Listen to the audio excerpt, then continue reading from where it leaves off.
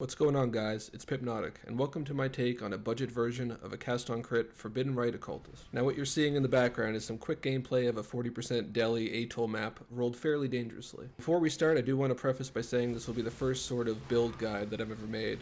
It's going to be covering a fairly complex build. I reserve all rights to make mistakes, have some potential errors here or there, or miss something important. Now that being said, I'm quite excited to share this with you all and hope you'll get some value out of it. Alongside being a complex build, it's also a build that is notoriously difficult to put together on any sort of low budget, despite numerous people inquiring about it and wondering if it's possible. Now I'm a very stubborn person, so if people say something can't be done, I take it as a personal challenge.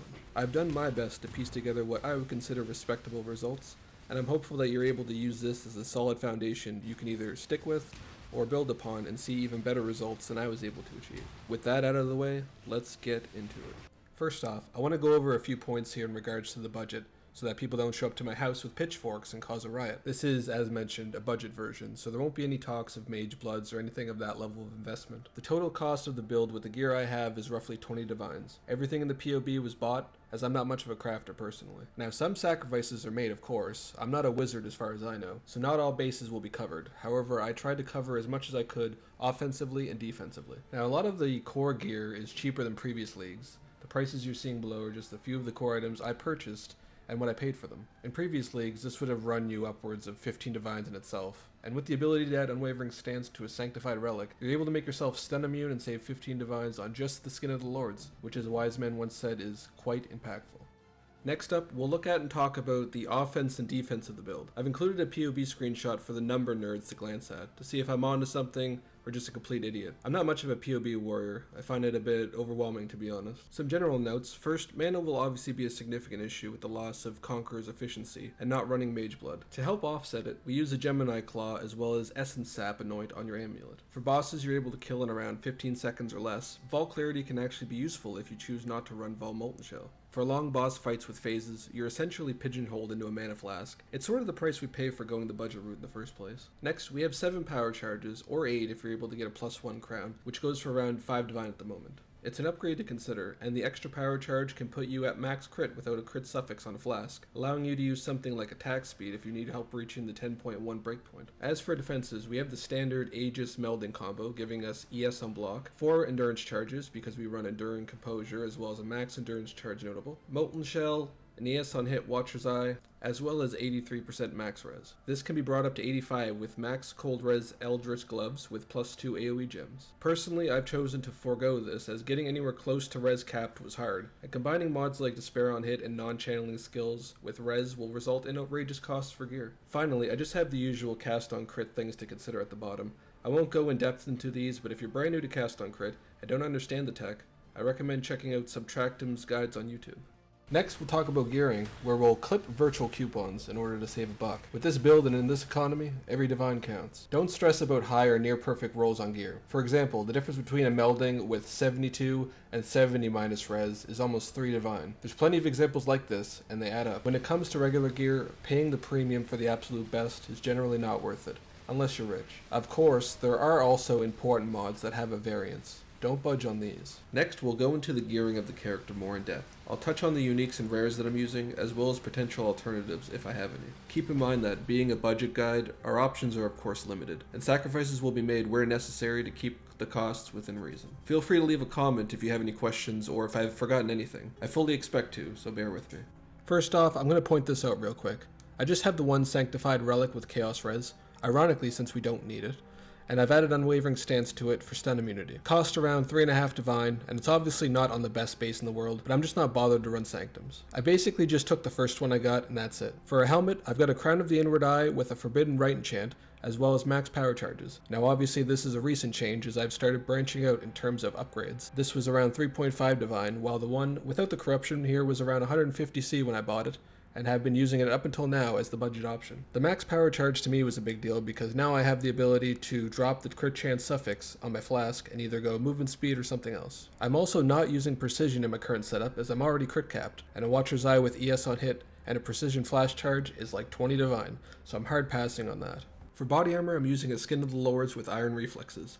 The keystone isn't super important, but be sure to avoid anything that would brick your build, and still has the socket colors you need. I was tempted to do some Jade Flask tech with Iron Reflexes, I haven't gotten around to it at the moment, but I will have some options when I get to the point I'm crit capped on max charges without a diamond flask. You could opt for a rare here, but then you would have to worry about cooldown recovery elsewhere if you lose awakened cast on crit levels, and gear changes can end up being expensive when you have to rearrange everything. The weapon is pretty straightforward. We're using a Gemini Claw for mana on hit, attack speed / crit chance to help get us to our breakpoints, and hits can't be evaded craft so that accuracy is no longer an issue for us. Look for attack speed, crit chance, and the crafted mod when purchasing, with any extra damage being welcomed as well. Again, I'm not a huge crafter, so I can't offer much advice here personally. For a shield, we've got an Aegis Aurora. These are starting at around 1 divine now, which is quite cheap compared to last leagues. It's just a great overall shield, the AS on block being huge, and the plus to max cold res working in conjunction with melding to get us to 83% all res currently. For an amulet, ideally we would want an Ashes of the Stars here, but of course that would be almost double the entire build's budget, and even more so with good rolls, so we've settled on the Eternal Struggle. This is helping massively with attribute requirements as well as more global defenses, which is great. It's Searing Exarch dominant, so we get the 15% cull, and for the implicits I wasn't really concerned with what I got. However, I did aim for the +1 to max res, to help offset not having +2 AoE gems on my gloves for Purity of Ice. I've got 2 rings here with the goal of Despair on hit, non-channeling mana cost to help our mana issues, and just attributes and as much resistance as I can get. You could get Onslaught / Arcane Surge implicits, however stacking good mods can increase costs dramatically. I just stuck with the 3 main things I felt I needed the most. As mentioned, for gloves, I opted out of the +2 AoE gloves, as you can only get +2 unveiled, and combined with again resistances you'll be in desperate need for, as well as a good amount of energy shield, having that added on top will drive the cost way up. I'd prefer a Mark Effect Eater mod, but I'm not super picky, and of course the +1 max cold res to again scale cold res up for melding. You can get a +2 implicit if you craft them or buy them that way. For a belt, you'll not see a Mage Blood here, but a Stygian Vise. Again, resistances are a pain with melding and Thread of Hope, so I just got what I could here along with some ES, and the jewel combined with the CDR on my boots puts me at the 15% threshold needed. The jewel could have better mods alongside it in all res, but it's good enough for my needs at the moment. For boots we have Tailwind / cooldown recovery, an important mana cost enchant, some out of combat move speed. Again, not really anything super impressive, however this did still cost me around 4.5 divine, so it's one of the most expensive pieces here. Now I'm not sure if running lab yourself or paying for the enchant would end up saving you money, so that's up to you. Tailwind, CDR, and the enchant together on an ES base will likely be a bit pricey, regardless of how you approach it, so be aware. At the moment I have a pretty standard flask situation here with relevant suffixes. My resistances aren't quite capped, so we rely on a flask to handle that for us at the moment. Now, I am close enough that moving some things around would result in capped res without flasks, thanks in part to endurance charges, so I believe hitting res cap would be achievable, as hard as it is to do on paper. For implicits, I'm running charges when hit, however you may find flask charge on crit better for bosses that may not be hitting you very often. I'm also running mana cost during effect on a flask, obviously being very important with how mana starved we are. My crit's in a good spot right now, so there's obviously some options I could go with that would involve dropping the crit suffix or the crit flask entirely. I could likely fit in a mana flask for comfort, but at the moment I'm just running Vol Clarity to help sustain mana in boss fights, map bosses, Shaper Elder Guardians, etc. There is also a reduced mana cost passive mastery you can run to further help with this issue if you choose. Again, if you're looking to do any extended length boss fights with invulnerable phases or pinnacles, you'll most likely need to run an enduring mana flask. Otherwise, you won't be able to keep up the proc rate of Forbidden Rite. As this is my first attempt at a build guide, and I'm sort of getting used to how to properly structure one of these, I'm going to throw out some general knowledge as well as try to answer some potential questions you may have to help prepare you for playing the build. Feel free to leave a comment with any other questions, ideas, or concerns you may have, and I'll do my best to answer them. I will likely do a follow-up video on further progress this league as well as other videos for 3.21, so be sure to subscribe as well if that's something that may be of interest to you. Now, for potential upgrades, if you have a slightly larger budget, the first one I'd go for here is an Unholy Authority Forbidden Jewel combo.